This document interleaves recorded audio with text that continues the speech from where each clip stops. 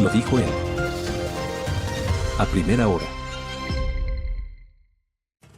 Mi comentario el día de hoy quiero dividirlo en dos partes. La una tiene que ver con el luto en el cual se encuentra el Ecuador. Porque ha partido uno de los políticos más emblemáticos de las últimas décadas en nuestro país. Un político que desde 1960 más o menos comenzó a irrumpir, siendo muy joven en el ámbito de la política ecuatoriana, aquel personaje que lideró una corriente política en la que, o con la que en lo personal comulgo. Yo no oculto mi orientación ideológica y lo he dicho permanentemente. O sea, yo no me voy a presentar y no lo he hecho jamás aquí. Como que no soy político, que no tengo ideología. No, yo sí tengo una ideología. Y cuando fui estudiante de colegio, yo abracé la concepción socialdemócrata. Abracé el concepto de la justicia social con libertad. Abracé y entendí la necesidad de, por supuesto, tener un Estado fuerte que coexista con el sector privado, pero que sirva para enfrentar los grandes problemas que tiene la República, ¿no? Por supuesto, la situación del país no ha cambiado. De hecho, en los últimos tiempos se ha deteriorado. ¿Qué es la socialdemocracia? Una corriente político-ideológica que propone conciliar la democracia política con la justicia social, dentro de una economía de mercado regulada por el Estado. Su objetivo central es reducir las desigualdades sociales, sin suprimir las libertades individuales ni la propiedad privada. Yo creo en esa concepción. La socialdemocracia sostiene que el Estado debe intervenir activamente para corregir las desigualdades que genera el mercado, garantizando derechos sociales básicos, pero sin eliminar el sistema capitalista y la democracia representativa. En lugar de una revolución o un sistema socialista clásico, la socialdemocracia apuesta por reformas graduales, institucionales y democráticas. ¿Por qué defiendo ese concepto? ¿Por qué defiendo la socialdemocracia? ¿Por qué comulgo con la socialdemocracia? Porque, por ejemplo, a mí me han escuchado a lo largo del tiempo quienes me honran con la sintonía permanentemente. Les consta que una de las razones de ser de mis opiniones aquí en este espacio, que tan generosamente ustedes me conceden y me acompañan, es el defender la existencia de lo público y defender la calidad de lo público. Defender la salud pública, que coexista, por supuesto, con la salud privada. Que quien tiene plata para poderse pagar una salud privada está en su legítimo derecho de hacerlo. Pero para esa gran masa de ecuatorianos y ecuatorianas que no tienen ni 5 ni 10 dólares para hacerse atender con el médico privado o con el médico del barrio, que no tienen para comprarse unos medicamentos en la farmacia, que cada día se levantan, si es que logran dormir, para parar la olla y buscar mecanismos con los cuales puedan llevar un pan a la mesa de su casa, y que necesitan que si mañana o pasado se enferman, van a un hospital público y van a ser atendidos en ese hospital público. Para eso sirve la salud pública. Y una de las concepciones que defiende la socialdemocracia es esa, la existencia de la salud pública que coexista con la privada. Lo mismo pasa con la educación. Es que quien tiene plata tiene legítimo derecho de poner a sus hijos en un colegio privado. Legítimo derecho. Pero para quienes no tienen, existe la educación pública. La educación pública, además, que tiene que ser garantizada al menos hasta el tercer nivel. Cosa que pretendieron discutir, ¿no?, a propósito de esta fallida intención de llevarnos a la aventura de la constituyente. Para eso sirve la socialdemocracia. La socialdemocracia para generar inclusión económica y social. Entendiendo, por ejemplo, otras vertientes de la economía. La socialdemocracia defiende la democracia representativa, el pluralismo político, la alternancia en el poder y el respeto a las libertades civiles. Busca reducir la pobreza y la desigualdad mediante políticas públicas que garanticen educación pública y de calidad, que es lo que digo, acceso universal a la salud, que es lo que defiendo, seguridad social, que también defiendo. Y por eso he dicho en varias ocasiones en este espacio, y me han escuchado, que yo planteo la defensa a ultranza del concepto de la seguridad social, que el IES tiene que cambiar sin lugar a dudas. Pero que el IES debe desaparecer de modo alguno, y eso tenemos que defender. Un empleo digno y protección laboral. La socialdemocracia acepta la economía de mercado, pero considera necesario que el Estado regule sectores estratégicos. Regule, no controle. Redistribuya la riqueza mediante impuestos progresivos y corrija fallas del mercado. La socialdemocracia promueve además un Estado social que asegure condiciones mínimas de vida digna para toda la población. Y un detalle adicional, para quienes seguramente, porque a Rodrigo Borja lo han acusado de tibio, ahora, y voy a citar el post del Esteban Ávila con el cual comulgo plenamente, ya lo voy a leer. Pero, por ejemplo, dentro de estas concepciones que estoy señalando, sobre lo que significa la socialdemocracia, es incompatible con el autoritarismo, defiende los derechos humanos, la libertad de expresión, la independencia judicial y el Estado de Derecho. ¿Qué decía Esteban Ávila Villagómez a propósito de el fallecimiento de Rodrigo Borja? Con Rodrigo Borja muere esa política austera, académica, mesurada, extraviada, ya en el TikTok y la frivolidad. Los termocéfalos y tontos útiles de hoy llamarían tibio a Borja. No es tibio. Apostar por la democracia, el saber y la capacidad para administrar sobriamente un país. Que Borja cometió errores, pero sin lugar a dudas. Borja no es que era un ser de otro planeta, ni era un ángel, ni era un arcángel, ni era un ser perfecto. Un ser humano completamente imperfecto que cometió errores durante su administración gubernamental. Pero Borja probablemente es el único presidente. Estoy tratando de hacer memoria. Y si quito de la ecuación a Jaime Roldós, Borja es el único presidente que no enfrentó procesamientos judiciales. Porque si uno hace un recorrido histórico, Osvaldo Hurtado enfrentó, por ejemplo, el tema de la sucretización. León Febres Cordero, ustedes saben, dentro del legado de Febres Cordero están los excesos en derechos humanos. Y miren ustedes cómo ahora mismo hay un procesamiento que se ha activado o reactivado en la Corte Nacional de Justicia. El caso Vaca y otros. Y luego fue procesado por el caso Rangasit. Sixto Gran Ballén. Hay que recordar, obviamente, hechos como Flores y Miel. Abdalá Bucarán, mochila escolar y gastos reservados, 20 años fuera. El presidente Bucarán esperó que transcurran esos 20 años para volver, 20 años para que prescriban esos procesos y volver acá. No es que Bucarán lo declararon inocente. Bucarán volvió al país porque prescribieron los dos juicios, mochila escolar y gastos reservados. El presidente Alarcón estuvo detenido, no por cuestiones vinculadas a su presidencia, sino por cuestiones vinculadas a su paso por la legislatura. El presidente Yamil Maguad, ya vamos a hablar del tema de Maguad, porque definitivamente la sentencia penal por peculado quedó en firme. El presidente Gustavo Noboa, que enfrentó un procesamiento judicial cuando Febres Cordero dijo que lo iba a perseguir como perro con hambre y tuvo que asilarse en la embajada de Ecuador en República Dominicana. El presidente Lucio Gutiérrez, que ofreció morir en el intento y resulta que fue derrocado un 20 de abril del año 2005, abandonó el país y luego regresó y estuvo unos meses detenido en el penal García Moreno. Me parece que Alfredo Palacio no tuvo tampoco algún tipo de procesamiento judicial. El presidente Correa, que ustedes saben su situación jurídica. El presidente Lenín Moreno, que ahora mismo está llamado a juicio por el caso Sinohidro, lo que antes se llamaba INA Papers. El presidente Lasso, que no pudo terminar el periodo porque estaba enfrentando un juicio político y él prefirió decretar la muerte cruzada. De los expresidentes, en lo personal, creo que la imagen de Borja hay que sacarla de la ecuación de todas las dificultades que han enfrentado a lo largo de los años los presidentes. Y hay que leer sobre todo el legado democrático de Borja, el talante democrático de Borja. Yo le invito sobre todo a las nuevas generaciones a revisar el paso de Borja por la política ecuatoriana y no solo por la presidencia. Borja lideró el partido que en su momento fue el más organizado de la República, la Izquierda Democrática. Partido hoy ciertamente muy venido a menos. Partido que está muy lejos de aquellos tiempos de gloria bajo el liderazgo del doctor Borja. Un partido en el cual había escuelas de formación a nivel nacional. Un partido con una estructura nacional. Una organización política que fue la primera en desarrollar verdaderas elecciones primarias en este país. Y hay que remontarse a 1987.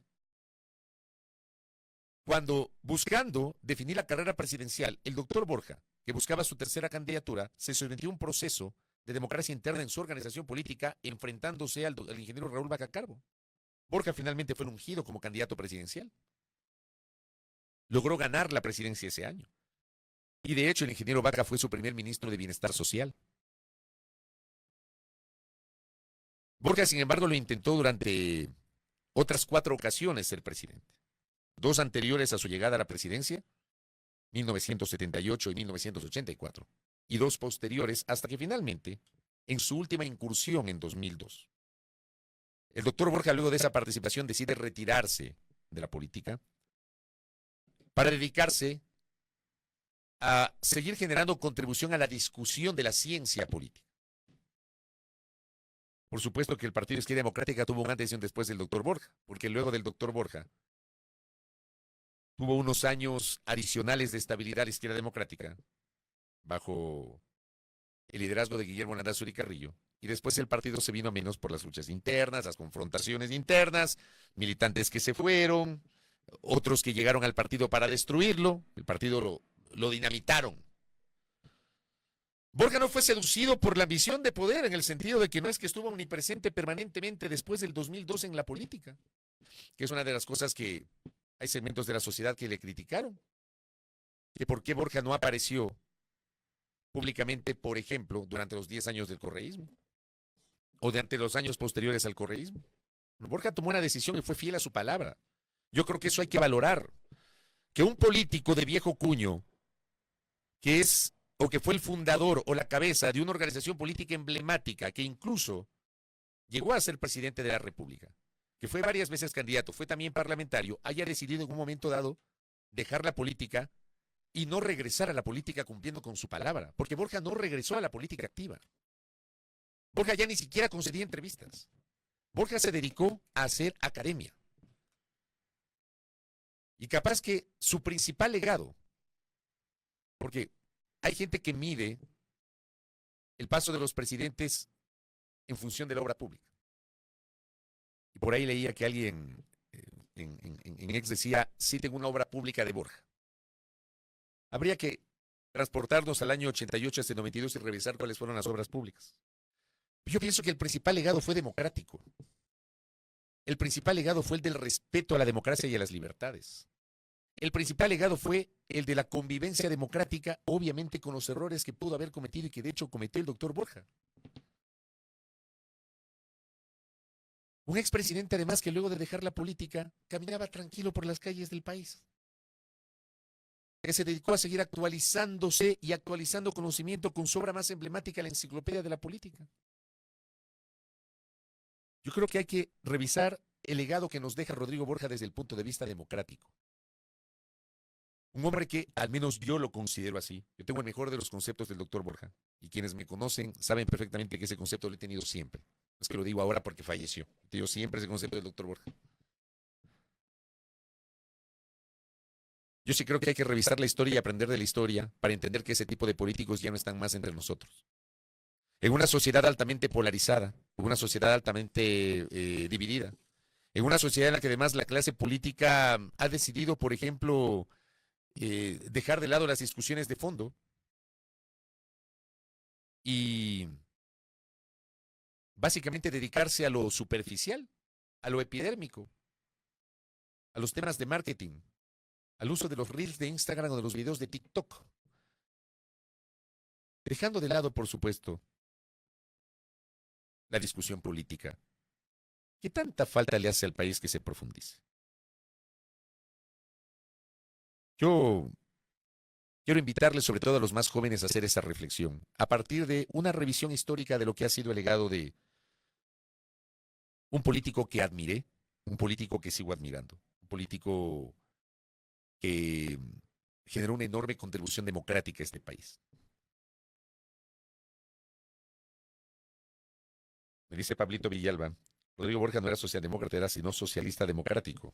¿Cuál es la diferencia, Pablito? Sobre aquello. Yo les invito a hacer esa reflexión.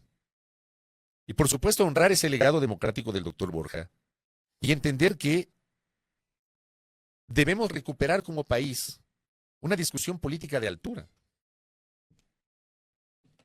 en donde impere la tolerancia con el que piensa distinto, en donde hablemos de cosas que no se están hablando al día de hoy, como el combate a la corrupción, como el ejercicio ético de la política. Yo les invito a hacer esa reflexión y a honrar el legado de un hombre que estoy convencido ha dejado una gran huella en este país. Una gran huella para quienes tuvimos la oportunidad de crecer, de vivir durante su actividad política. La última vez que yo lo entrevisté fue en 2002. Mi última entrevista con él, siendo reportero de TC Televisión y él siendo candidato presidencial, fue la última vez que tuve la oportunidad de entrevistarlo. No tengo esa nota a la mano. Lo visité en su casa acá en el sector de Bellavista, le hice un reportaje de perfil como candidato presidencial porque fue la última ocasión que se presentó como candidato presidencial. Y les puedo asegurar que era una delicia conversar con el doctor Borja. Era una delicia. Era una fuente de aprendizaje pero impresionante. A la distancia, mi solidaridad, abrazo fraterno, mis condolencias a doña Carmen Calisto de Borja, a sus 4 hijos y a toda la familia. De modo particular quiero saludar a Pancho Borja Ceballos, a Francisco Borja Ceballos, su hermano, con quien compartimos un breve tiempo allá por el año 2001 en Teleamazonas. Yo también tuve un breve paso por Teleamazonas de 1 año y medio entre 1999 y 2001. Y conocí a Francisco Borja Ceballos, una gran persona, un gran profesional, hermano del doctor Borja. Y que la tierra le sea leve al doctor Borja. Revisemos ese legado, les invito a aquello. Pero ya que hablamos de expresidentes, pasemos del doctor Borja del presidente Borja al presidente Maguad. Yo por si acaso a los expresidentes les digo presidentes. Presidente Borja, el presidente Maguad. Porque resulta que ayer, finalmente la Corte Constitucional decide desestimar una acción extraordinaria de protección presentada por el presidente Yamil Maguad a propósito de la sentencia de la Corte Nacional de Justicia que lo condenó a 12 años de reclusión mayor extraordinaria en el año 2014 por el delito de peculado. Miren ustedes, y este es un caso emblemático que refleja además la lentitud para ciertos temas de la administración de justicia. ¿Saben cuándo comenzó el caso de Maguad? En el año 2000. La acción de protección se resuelve en el año 2025. El entonces, no sé si era diputado todavía, Víctor Grande Aguilar. Él se desempeñó varias veces como legislador del Partido Socialista Ecuatoriano. Presentó una denuncia en la Corte Suprema de Justicia en el año 2000 contra el presidente Yamil Maguad, que ya había sido derrocado, como responsable del feriado bancario y del congelamiento de los depósitos de 1999, que es probablemente el episodio económico más nefasto de la historia de este país, que nació como república en 1830. Si uno revisa la historia, uno se va a encontrar con un montón de pasajes de problemas, de dificultades, de crisis, etcétera. Pero la crisis económica y financiera de 1999 yo al menos la conceptualizo como la peor de la historia de la República. Una crisis que provocó la caída de cerca de una veintena de bancos, varios de esos bancos considerados más emblemáticos. Por aquí tenía creo que una breve listita de los bancos, o de varios de los bancos. Banco del Progreso, el Banco de Préstamos cayó antes. El Banco de Préstamos cayó en el año 96, me parece. El Filamanco cayó en el año 98, en diciembre, ya en el gobierno del presidente Maguad. Cayó entre comillas, o sea, pasó del ámbito privado al ámbito público, porque no pudieron pagar los préstamos de liquidez del Banco Central. Banco Popular, Banco de los Andes, Banco de la SUAY, Banco de Crédito, Banco de la Construcción, Banco del Tungurahua, Banco La Previsora, Banco Cofiec, Banco Solbanco, y así un montón. Cerca de una veintena de entidades financieras que cayeron. Depositantes que no recibieron sus acreencias. Previo, por supuesto, al feriado bancario, hay que recordar también que en televisión abierta, en ese tiempo no había redes sociales, en televisión abierta, el presidente de la República había dicho que jamás se va a incautar un centavo, jamás se va a confiscar los recursos de los ecuatorianos. Bueno, pues un 8 de marzo de 1999, el país amaneció con los bancos cerrados porque decretaron un feriado de 24 horas que se prolongó durante toda la semana para evitar que la gente retire sus depósitos. Y una semana después, al siguiente lunes, los bancos abrieron y la gente no podía retirar sino una parte de sus depósitos. Un congelamiento de los depósitos que además provocó la muerte de muchos ecuatorianos, sobre todo jubilados, que necesitaban esos recursos para poderse hacer atender en el ámbito de la salud.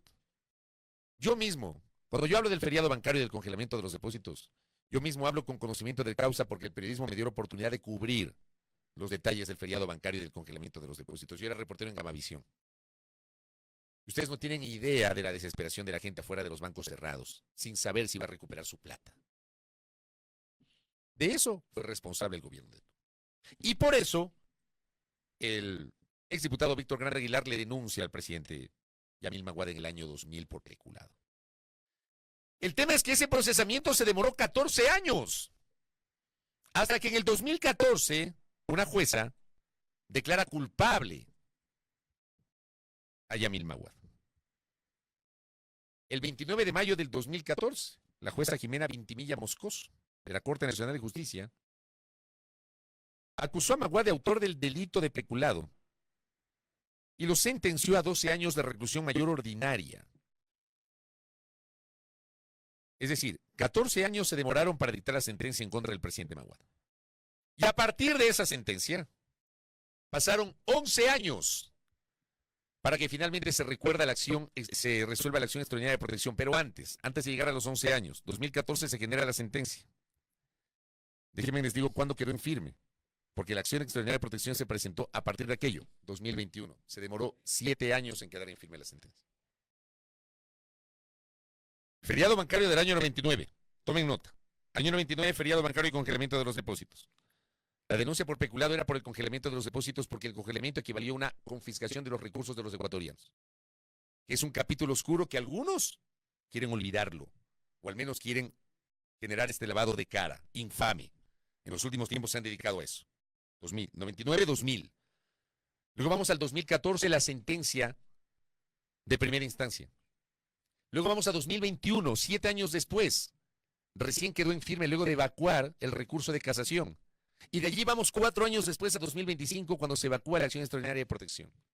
No hay derecho a que un procesamiento judicial haya tardado tanto, 25 años, para que quede definitivamente allí, en firme.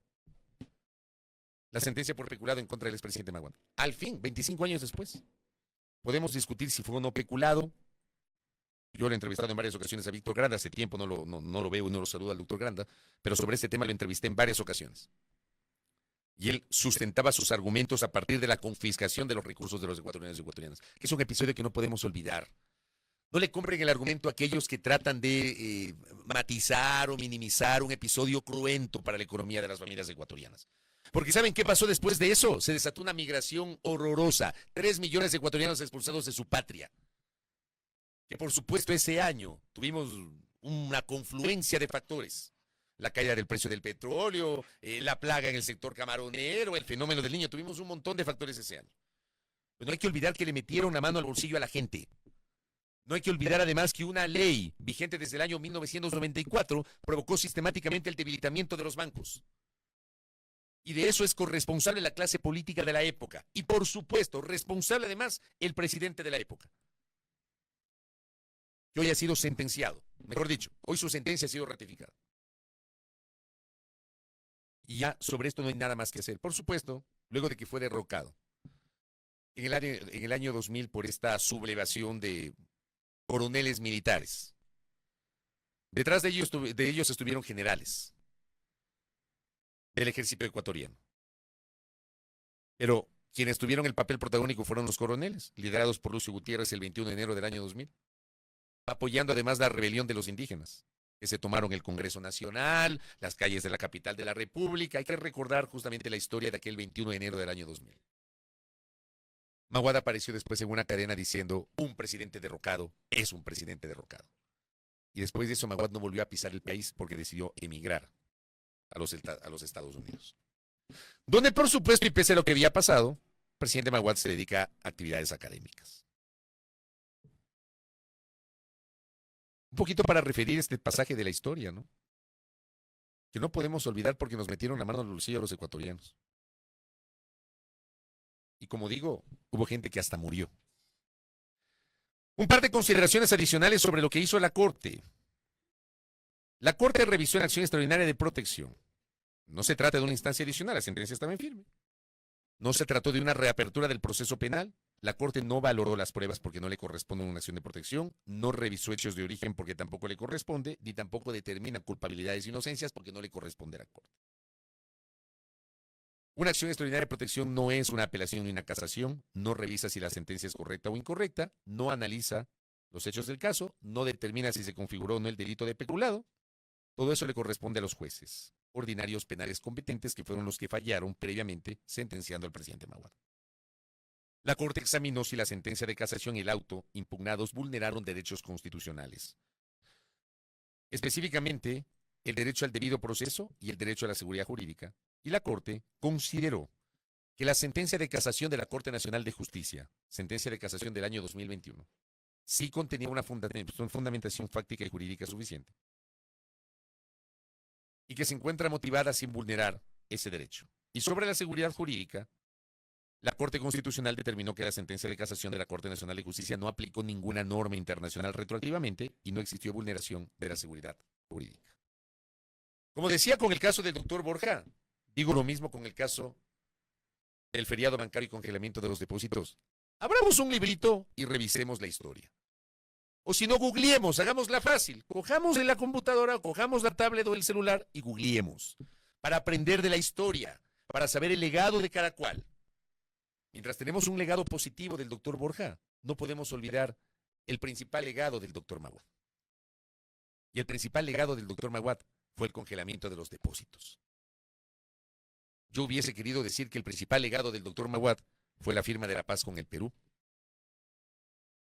Pero ese logro de octubre del año 1998 pasó a segundo plano con las ejecutorias erráticas de marzo del año 99, que es uno de los episodios más infaustos, más dramáticos, más horrorosos, más cuestionables de nuestra débil democracia. Revisamos lo que dice la herramienta de Golden porque hay otros temas que también han sido materia de conversación digital con la señora Andrea Oro. ¿Ya se sacó el poncho? Sí. Viene con un poncho acá. Yo que quiero tener eso bien. en secreto y usted aquí ya me expone. Póngale. Fabri. Muy bien, sí, vamos a revisar la herramienta de Golden Social Suite. Vamos a revisar qué es lo que se está diciendo en esta conversación digital, precisamente sobre el fallecimiento de Rodrigo Borja. Es lo que nos dice el resumen de la inteligencia artificial de Golden Social Suite. Unánime respeto y admiración marcan las reacciones por la partida de Rodrigo Borja, expresidente emblemático y líder socialdemócrata. Su legado de lucha, convicción e integridad destaca en la memoria nacional. La figura pública inspira homenaje desde sectores políticos y sociales. Hay una percepción predominante positiva sobre su vida ejemplar y trayectoria política. ¿Cómo se percibe este contenido? El 82.4% como neutral, el 12% como negativo. ¿Qué es lo que más se ha mencionado del tema? Rodrigo Borja, emergente poder, expresidente, fallecer. Rodrigo Borja Ceballos, Ecuador, descansar, señalar, respeto, honrar, morir. Vamos a mirar quiénes están hablando. ¿Son bots o humanos? El 25% son humanos, el 19% son bots y el 56% posibles bots. Vamos a mirar sobre lo que se está hablando del Consejo de la Judicatura en redes sociales en esta conversación digital, porque esto también ha sido tendencia. Una tormenta de sospechas sacude la justicia ecuatoriana. El presidente del Consejo de la Judicatura, Mario Godoy, vinculado por conflictos de intereses y presiones a favor de un narcotraficante, enfrenta una crisis denunciada públicamente. La Asamblea Nacional responde convocándolo a rendir cuentas. La percepción pública es altamente negativa. ¿Cómo se percibe el contenido? El 60% neutral, el 40% como negativo. ¿Qué es lo que más se está diciendo del tema? Consejo de la Judicatura, Mario Godoy, denuncias del juez Nils Olsen, convocar, responder, lavado de activos vinculados al crimen. ¿Quiénes están conversando sobre este tema? ¿Son bots o humanos? El 52% es humano, el 12% bots y 36% posibles bots. Vamos a revisar también qué es lo que se está diciendo sobre Andrea González Nader. Ella también ha sido tendencia en las últimas horas.